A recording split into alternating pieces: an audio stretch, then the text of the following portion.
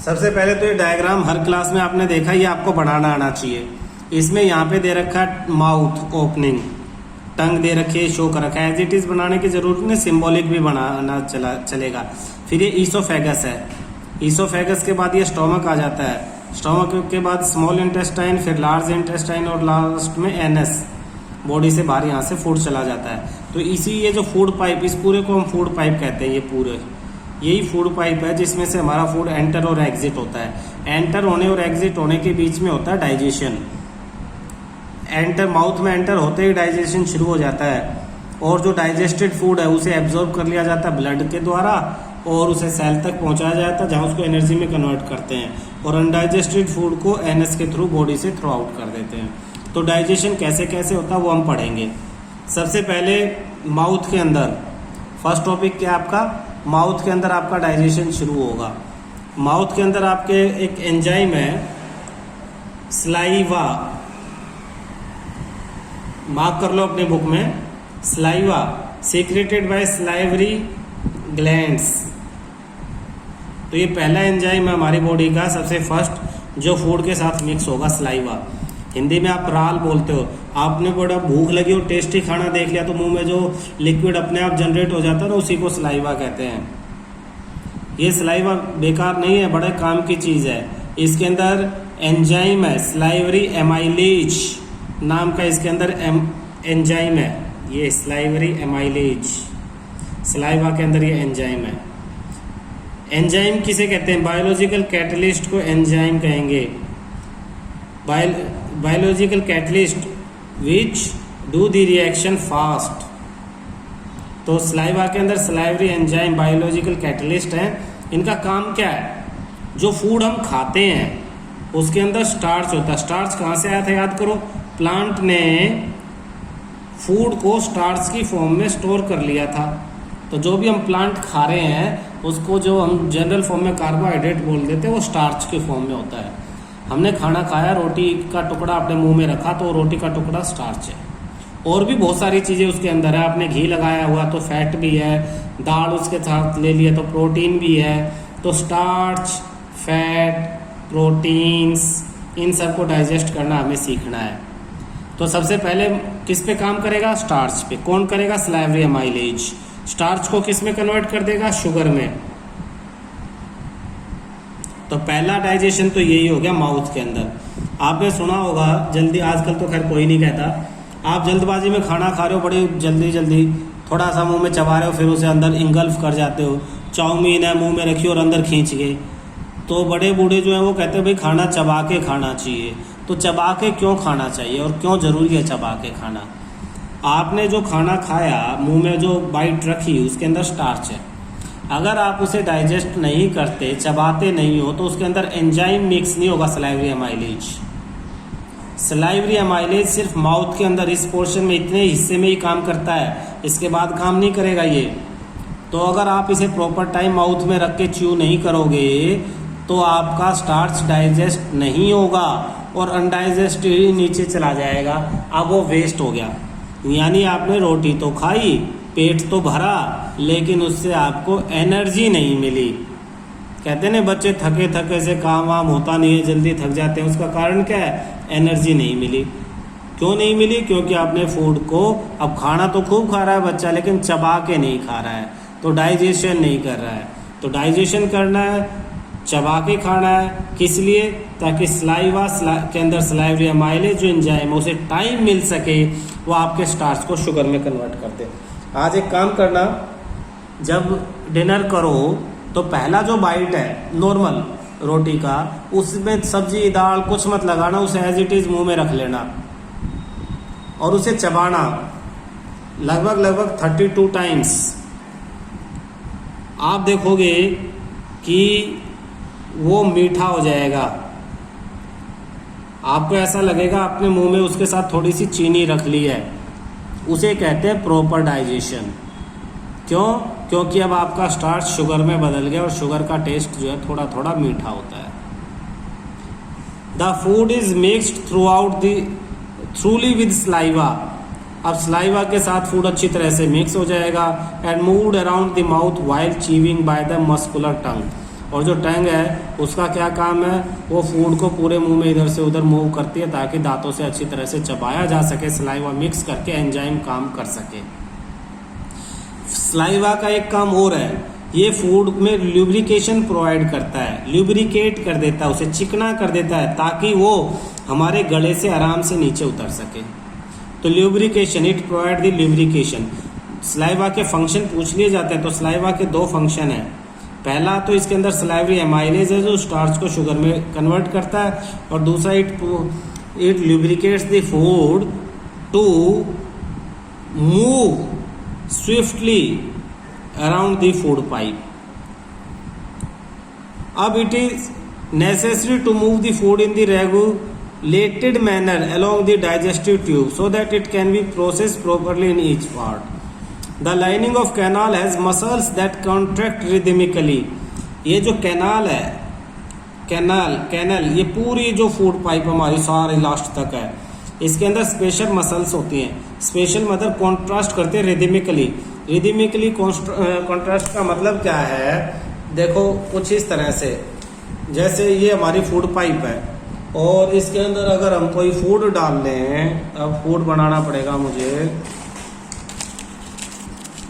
ये हमने इसके अंदर फूड डाल लिया ऐसे, फूड पाइप में बीच में देखना ध्यान से, ये ऐसे फूड डाल लिया, तो हमारी ये इसकी मसल्स इस फूड को पीछे से धकाती हैं, यानी यहाँ से दबेंगी और यहाँ से खुल जाएंगी, तो ये आगे हो जाएगा, फिर पीछे से दबेंगे और आगे से खुल जाएंगे, फिर पीछे से दबेंगे और आगे से खुल जाएंगे। तो इससे क्या होगा, फूड अपने आप आगे चलता रहेगा। ये मसल्स काम करती है हमारी। देखो यहाँ फूड था, यहाँ आ गया, कैसे, पीछे से ये दबती हैं और आगे से खुल जाती हैं, पीछे से दबती हैं आगे से खुल जाती हैं। तो इस तरह से फूड जो है वो हमारी फूड पाइप में आगे की तरफ हमेशा मूव करता रहता है ताकि जो प्रोसेस है वो कंप्लीट हो सके। ऑर्डर टू पुश दी, किस लिए, ताकि फूड को पुश किया जा सके आगे की तरफ। दिस पेरिस्टैटिक मूवमेंट, और इस तरह के मूवमेंट को पेरिस्टैटिक मूवमेंट कहते हैं, ध्यान रखना व्हाट इज पेरिस्टैटिक मूवमेंट। तो ये पैराग्राफ है। अकर ऑल अलोंग द गट, पूरी पाइप में पूरे रास्ते ये जो है पूरा प्रोसेस आपका चलता रहेगा। From the mouth the food is taken to the stomach through the food pipe. अब माउथ से कहाँ चला जाता है आपका, माउथ से फूड चला जाएगा स्टमक में, ये वाला स्टमक है, इस फूड पाइप के थ्रू। फूड पाइप को ईसोफेगस भी कहते हैं, scientific name oesophagus. Stomach is large organ, stomach एक लार्ज ऑर्गन है which expands when food enter it, और ये भी फूड जब इसमें आता है तो ये एक्सपेंड कर जाता है, रबड़ के थैले की जगह फैल जाता है, ठीक है ना। When food enter it, the muscular wall of the stomach help in mixing the food. अब ये बिल्कुल एक थैले की तरह है, ये थैला जैसे, ये थैला लगा लो, इसके अंदर फूड गया और ये ऐसे फैल गया, आपका फैल जाता है, बड़ा हो जाता है, और बड़ा होने के बाद ये आपस में ऐसे ऐसे क्रंच होता है, क्रंच ऐसे मिक्स होता है, इसकी मसल्स आगे पीछे करती हैं फूड को और फूड को दोबारा अंदर मिक्स करती हैं। तो muscles of the stomach help the food to mix thoroughly. किसके साथ मिक्स करती हैं, डाइजेस्टिव जूस के साथ, डाइजेस्टिव जूस के साथ हमारे फूड को मिक्स करती हैं। कौन मिक्स करती हैं, muscular wall of the stomach. अब ये डाइजेस्टिव जूस के बारे में हम पढ़ते हैं, ये क्या है और कहाँ से आया।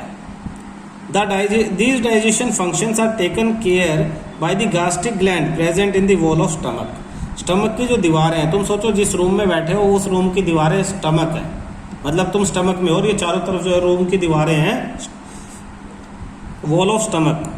ये क्या करती हैं, हाइड्रोक्लोरिक एसिड रिलीज करती हैं। सोचो दीवार में से हर जगह से हाइड्रोक्लोरिक एसिड टपकने लग जाए, तो हाइड्रोक्लोरिक एसिड तो स्ट्रॉन्ग है, और स्ट्रॉन्ग एसिड होने की वजह से ये तो आपकी स्किन पे लगेगा तो जला देगा, वहाँ से घाव कर देगा, है ना। लेकिन फिर भी हाइड्रोक्लोरिक एसिड जरूरी है। क्यों जरूरी है, प्रोटीन के डाइजेशन के लिए। एक एंजाइम है जिसको पेप्सिन कहते हैं, ठीक है। तो ये जो पेप्सिन है इसका ये डाइजेस्ट करेगा, प्रोटीन डाइजेस्टिंग एंजाइम्स पेप्सिन, ये सिर्फ एसिडिक मीडियम में काम करता है। किस मीडियम में, एसिडिक मीडियम में। और हाइड्रोक्लोरिक एसिड फूड के साथ मिक्स होकर उसे एसिडिक बना देता है, और ये पेप्सिन जो है ये फिर अपना काम शुरू कर देता है, यानी प्रोटीन का डाइजेशन शुरू कर देता है। लेकिन हाइड्रोक्लोरिक एसिड आपके स्टमक के अंदर की दीवारों को जला देगा, आपको जलन होगी, इरिटेशन होगी। उससे बचाने के लिए जो है हमारी ये जो वॉल है, वॉल्स ऑफ द स्टमक, ये हाइड्रोक्लोरिक एसिड के साथ म्यूकस भी रिलीज करती हैं। अब ये म्यूकस क्या है? म्यूकस जनरली आप म्यूकस से समझते हो कि जब आपको सर्दी हो जाती है तो नाक से जो बह के निकलता है म्यूकस है। इसी तरह का म्यूकस बॉडी के अंदर, स्टमक के अंदर रिलीज किया जाता है। कौन रिलीज करता है? Wall of the stomach release करता है। क्यों? ये पेप्सिन एसिड हाइड्रोक्लोरिक एसिड से पहले रिलीज करता है। स्टमक हाइड्रोक्लोरिक एसिड रिलीज करने से पहले म्यूकस रिलीज करता है। म्यूकस सारी दीवारों पे लग जाएगा, फिर एसिड रिलीज होगा। तो एसिड और हमारे स्टमक की जो वॉल्स हैं उनके बीच में म्यूकस की एक लेयर होती है जो हमारे स्टमक को एसिड के इल इफेक्ट, बुरे प्रभाव से बचा लेती है। ठीक है, तो ये म्यूकस का काम क्या है समझ में आ गया? म्यूकस का काम है what function does things serve as acid, mucus, enzyme, pepsin. और अब ये कह रहा है एसिड और क्या फंक्शन करता है भाई? एसिड एक तो एसिडिक मीडियम प्रोवाइड करता है। एसिडिक मीडियम जो है वो पेप्सिन को ज़रूरी है ताकि वो प्रोटीन को डाइजेस्ट कर सके। उसके अलावा एसिड जो है वो फूड के अंदर जो हार्मफुल बैक्टीरियाज हैं, बैक्टीरियाज, उनको भी किल कर देता है। एसिडिक मीडियम में बैक्टीरिया, हार्मफुल बैक्टीरिया मर जाते हैं और काफ़ी हद तक वो हमारे बॉडी के अंदर सरवाइव नहीं कर पाते और हमें बीमार होने से हम बच जाते हैं। म्यूकस का फंक्शन अच्छी तरह याद रखना, बहुत इंपॉर्टेंट है। Mucus protect the inner lining of the stomach from the action of acid under normal condition. अभी अंडर नॉर्मल कंडीशन का क्या मतलब है? आपने अल्सर नाम सुना होगा। अल्सर एक बीमारी है, अल्सर। अल्सर में क्या होता है कि हमारी बॉडी के अंदर ज़्यादा स्ट्रॉन्ग एसिड जनरेट होना शुरू हो जाता है। इतना स्ट्रॉन्ग शुरू होता है कि म्यूकस उससे हमारे स्टमक की लाइनिंग को प्रोटेक्ट नहीं कर पाता और स्टमक की लाइनिंग अंदर से ही गलना शुरू हो जाती है। क्लियर है? तो स्टमक की लाइनिंग जब अंदर से ही गलेंगी तो आपको क्या होगा? बड़ा पेन होगा और खाना डाइजेस्ट नहीं हो पाएगा। उस केस में जनरल डेथ भी हो जाती है। अब तो खैर काफ़ी दवाइयाँ उसे ठीक करने के लिए बनाई जा रही हैं। तो मुझे पहले अल्सर के बारे में ज़्यादा मालूम नहीं था। एक बार कई साल पहले अमिताभ बच्चन के बारे में खबर आई, उसे अल्सर हो गया, तो तब वो पूरी रिपोर्ट पढ़ी, तब समझ में आया एक्चुअल अल्सर होता क्या है। दूसरा, जब आप शादी में जाते हो, कई दिनों बाद आप शादी में गए, जैसे आजकल तो जा ही नहीं रहे हो, लॉकडाउन अगर बंद हो जाए, आपको शादी से इन्विटेशन मिले हो, आप शादी में पहुंच गए भाई, बड़ा दबा के खाना खा लिया, तो उसके बाद एसिडिटी होना। एसिडिटी होना मतलब आपने एसिडिक फूड खा लिया है। अब सोचना, आपने जो खाना खाया वो एसिडिक है और आपके अंदर एसिड स्टमक के अंदर भी जनरेट हुआ, तो दोनों मिलके एक्स्ट्रा एसिड हो गए। एक्स्ट्रा एसिड होने से म्यूकस फिर आपकी अंदर वाली लाइनिंग को नहीं बचा पा रहा। बॉडी ने तो अपनी ज़रूरत के हिसाब से नॉर्मल जितना सीक्रेट करते उतना किया, लेकिन आपने पहले एसिडिक खाना खाया हुआ है, तो उस केस में भी आपका जो है वो भी नॉर्मल कंडीशन नहीं है, तो भी म्यूकस आपको प्रोटेक्ट नहीं कर पाएगा और आपको स्टमक में जलन, पेट में जलन महसूस होगी। ठीक है, तो इसी को एसिडिटी कहते हैं। फिर आप बेस खाते हो, बेस एसिड को न्यूट्रलाइज करता है और आप ठीक हो जाते हो। तो ये फंक्शन क्या था, यहाँ तक हमने क्या पढ़ा? यहाँ तक हमने पढ़ा कि कैसे माउथ के अंदर स्लाइवरी एमाइलेज जो एंजाइम है जो स्लाइवा के अंदर प्रेजेंट है, वो स्लाइवरी एमाइलेज फूड को डाइजेस्ट करता है। फूड में किसको? स्टार्च को शुगर में कन्वर्ट करता है। फिर कैसे वो फूड हमारे स्टमक में आता है और किस तरह से स्टमक के अंदर दो चीज़ें रिलीज होंगी, एक म्यूकस और एक आपका हाइड्रोक्लोरिक एसिड। दोनों के फंक्शन हम अच्छी तरह से पढ़ चुके हैं। तो अब नेक्स्ट देखना बेटा, have often here adult complaint about acidity. वही जो अभी हमने शादी वाली बात की थी कि खाना खा लिया भाई एसिडिटी हो गई है, तो एक्स्ट्रा एसिडिक फूड खा लेते हैं, वो एसिडिटी हो जाती है। सीन हम क्लियर कर चुके हैं। अब देखना, स्टमक का भी काम कंप्लीट हो गया। अब खाने को जो फूड को है ना, माउथ से जैसे स्टमक में आया था, स्टमक से आगे जाना है। तो स्टमक से आगे कैसे जाएगा? The exit of food from the stomach is regulated by sphincter muscles. ये स्पेशल मसल्स है, एक मार्क्स में क्वेश्चन आ जाता है। स्पाइनेक्टर मसल्स, हमने कहा ना हमारे पूरे फूड पाइप की मसल स्पेशल होती हैं, रिदमिक कंट्रैक्शन एक्सपेंशन, दबती हैं खुलती हैं ताकि फूड आगे जा सके। तो स्टमक के माउथ पे ये मसल्स होती हैं विच release in the small amount into the small intestine. ये स्पाइनेक्टर मसल स्टमक में से थोड़ा सा फूड लेंगी और आगे पुश कर देंगी। आगे कहाँ पे? स्मॉल इंटेस्टाइन में। फिर थोड़ा सा लेंगी, फिर स्मॉल इंटेस्टाइन में थोड़ा थोड़ा करके आगे ये पुश करती जाएंगी। कहते हैं ना डाइजेशन में टाइम लगता है, वो यही टाइम प्रोसेस चल रहा है सारा। From the stomach food is now entered into the small intestine. अब आपका फूड जो है स्मॉल इंटेस्टाइन में आ चुका। यहाँ क्या होगा? स्मॉल इंटेस्टाइन है क्या? ये बड़ी लंबी, नाम तो इसका स्मॉल है, स्मॉल यानी थिन है, लेकिन ये है बहुत long part of the alimentary canal. पूरी हमारी जो एलिमेंट्री कैनाल है फूड पाइप का सबसे लंबा पार्ट स्मॉल इंटेस्टाइन ही है। बहुत लंबी है ये, मोड़ तोड़ के आपके पेट के अंदर घुमा के रख दी है। Which is fitted into A compact space, जो बहुत थोड़े स्पेस में फिट कर दी है घुमा फिरा के, बिकॉज ऑफ एक्सटेंसिव क्वाइलिंग। बहुत ज़्यादा क्वाइल घुमा फिरा के रखने को एक्सटेंसिव क्वाइलिंग कहते हैं। The length of the small intestine differ in the various animal depending on the food they eat. Animal जो खाना खाते हैं उसके ऊपर उनके स्मॉल इंटेस्टाइन की जो लेंथ है वो डिपेंड करती है। हर्बीवोरस, हर्ब जो पेड़ पौधे प्लांट खाते हैं, eating grass need a longer small intestine. उन्हें डाइजेस्ट करने के लिए लंबी स्मॉल इंटेस्टाइन की ज़रूरत है, क्योंकि सेल्यूलोज को डाइजेस्ट करना थोड़ा सा मुश्किल है। लेकिन जो मीट खाते हैं, मीट तो आराम से डाइजेस्ट हो जाता है, इजी टू डाइजेस्ट। इसीलिए जो कार्निवोरस हैं, उन टाइगर वगैरह, उनकी स्मॉल इंटेस्टाइन छोटी होती है क्योंकि जल्दी डाइजेशन हो जाता है। ये ध्यान रखना। हर्बीवोरस, ये भी क्वेश्चन आ जाता है, हर्बीवोरस में स्मॉल इंटेस्टाइन लंबी होगी, लॉन्गर, और कार्निवोरस में शॉर्टर। क्यों? हर्बीवोरस में सेल्यूलोज को डाइजेस्ट होने में टाइम लगेगा और मीट जो है इजीली डाइजेस्टेबल है, इसलिए छोटी स्मॉल इंटेस्टाइन चली जाए, काम दे देगी। अब स्मॉल इंटेस्टाइन में डाइजेशन कैसा होता है वो इस पैराग्राफ में हम पढ़ेंगे। The small intestine is the site of complete digestion of the carbohydrate. Carbohydrate का जो डाइजेशन माउथ में शुरू हुआ था स्टार्च से शुगर में, वो कंप्लीट स्मॉल इंटेस्टाइन में होता है। तो कंप्लीट डाइजेशन हो जाता है आपका स्मॉल किसका? कार्बोहाइड्रेट का, प्रोटीन का और फैट का, तीनों। ये तीन चीजें आपको डाइजेस्ट करनी थी ना, तीनों का स्मॉल इंटेस्टाइन में कंप्लीटली डाइजेशन हो जाता है। देखो माउथ में स्टार्च का हुआ था, स्टमक में प्रोटीन का थोड़ा डाइजेशन हुआ था, कंप्लीट नहीं हुआ था, माउथ में भी कंप्लीट नहीं हुआ था, यहाँ स्मॉल इंटेस्टाइन में आके कंप्लीट होता है। कैसे होता है? स्मॉल इंटेस्टाइन में सेक्रेशन मतलब लिक्विड्स, लिक्विड यानी एक तरह से जूसेस सीक्रेट होते हैं। कौन कौन सीक्रेट करता है? हमारा लीवर को जूस सीक्रेट करेगा, पैनक्रियाज को सीक्रेट करेगा, ये जूस सीक्रेट करते हैं, डाइजेस्टिव एंजाइम सीक्रेट करते हैं, और इन्हें कहाँ छोड़ देते हैं? स्मॉल इंटेस्टाइन में छोड़ देते हैं, फूड के साथ मिक्स कर देते हैं। Food coming from the stomach is acidic. अब देखो ध्यान से, स्टमक के अंदर जो फूड था वो कैसी फॉर्म में था? एसिडिक फॉर्म में था, एसिडिक, ठीक है। लेकिन यहाँ स्मॉल इंटेस्टाइन में हमें एसिडिक फूड की जरूरत नहीं है, यहाँ हमें चाहिए बेसिक फूड। तो एसिडिक को खत्म करके उसे बेसिक बनाना है, ध्यान रखना।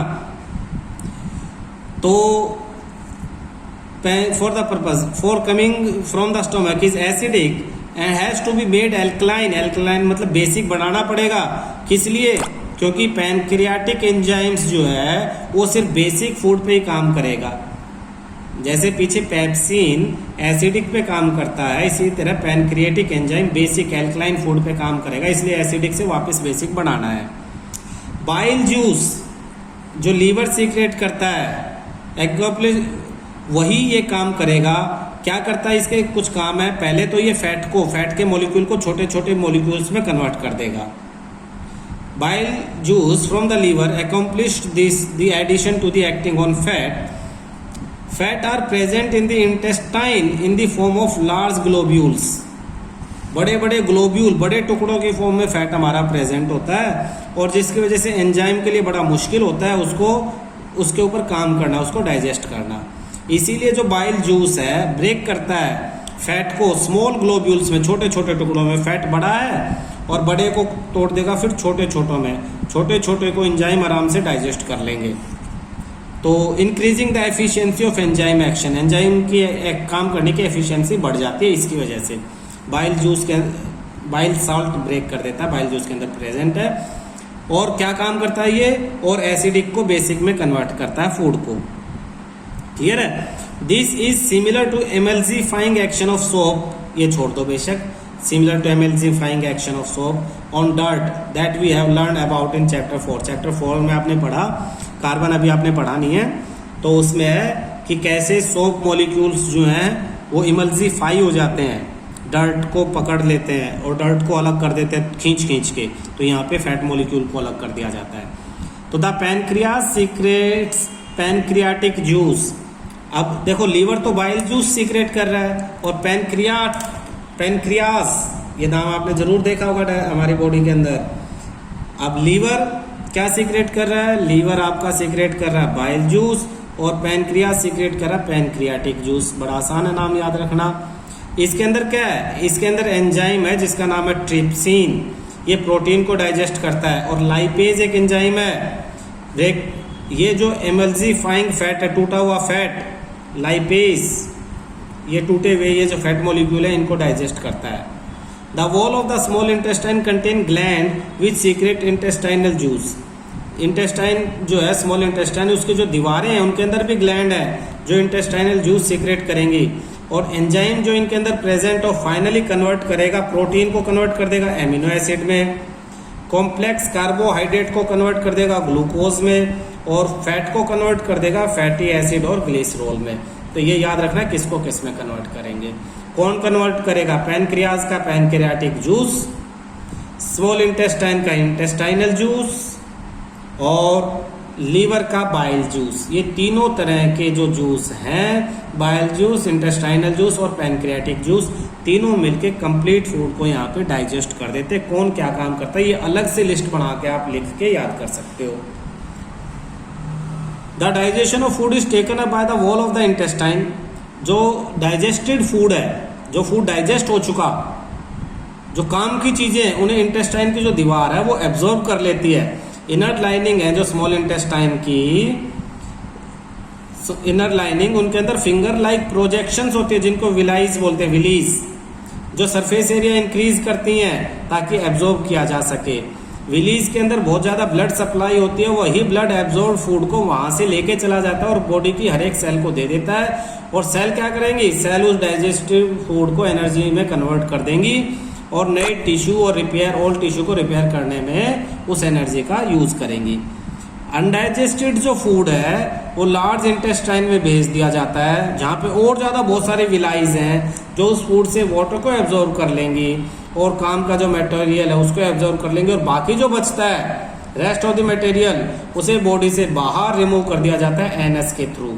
और ये जो बाहर भेजने का जो काम है इसे भी स्पाइनेक्टर मसल्स जो हैं, ये वही मसल्स हैं जो स्टमक के एंड में थी, जो स्मॉल इंटेस्टाइन में फूड को थोड़ा थोड़ा भेज रही हैं। यही मसल्स हमारी लार्ज इंटेस्टाइन के बाद एनएस के वहाँ हैं जो फूड को बॉडी से बाहर थ्रो आउट कर देती है। यहाँ आपका डाइजेशन ये हमारा कंप्लीट हो जाता है।